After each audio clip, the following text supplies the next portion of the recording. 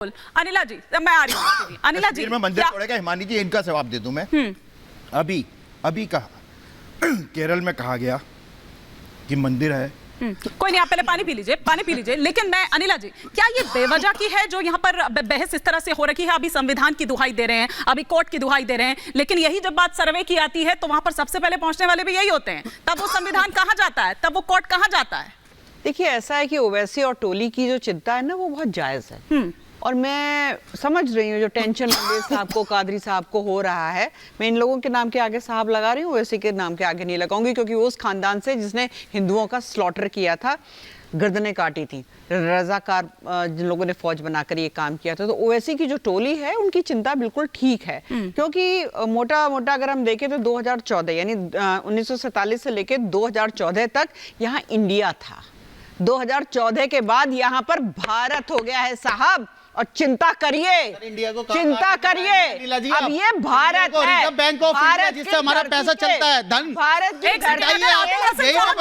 आदिल हसन जी को स्क्रीन पर लीजिए। एक सेकंड रंगरेज साहब, एक सेकंड आदिल हसन साहब इसका जवाब देंगे। वापस आदिल हसन साहब, समाज जो है जागृत हो गया है, सनातनी को सोआ मत समझे। और ये जो हिंदू गद्दार है जो सनातन को कह रहे हैं वायरल है, कोई कहता है नाली का कीड़ा है, कोई कहता है उल्टी है, कोई कहता है कहां राम, कौन से शिवलिंग, कहां पे क्या, हर प्रकार का अपमान कर रहे हैं। इनकी उल्टी गिनती शुरू हो गई है, ये आखिरी सांसें ले रहे हैं, तो इनकी चिंता वाजिब है ना। ठीक है, करो ना चिंता। मौलाना साहब, आप कुछ कहना चाह रहे हैं? भारत है, लेकिन मौलाना साहब बार-बार एक सेकंड, बार-बार मूर्ति की बहुत चिंता कर रहे थे ना साहब।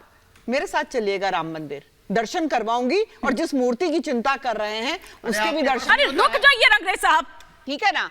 तो सीधी सी बात है, 2000 इनको तब इतनी बुद्धि नहीं आई मानी जी, ये पता नहीं कहां आप लोगों ये लोग अपनी बुद्धि बंद करके आते हैं। जब प्रधानमंत्री नरेंद्र मोदी जी ने शपथ ली, प्रधानमंत्री बने, पहला दौरा किस कंट्री का किया था, किस देश का किया था?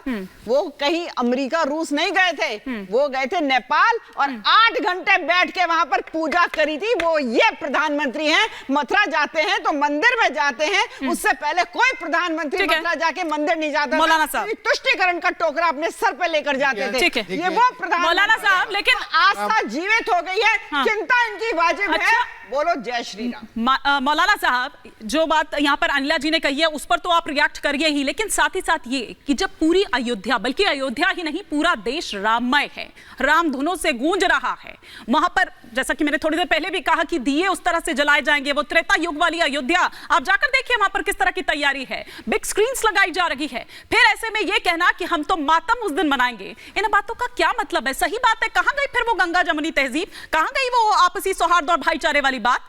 देखिए, अनिला जी ने जो कहा कि सनातनी जाग चुका है, तो सनातनी मेरी अपनी नजर में कभी सोया नहीं था।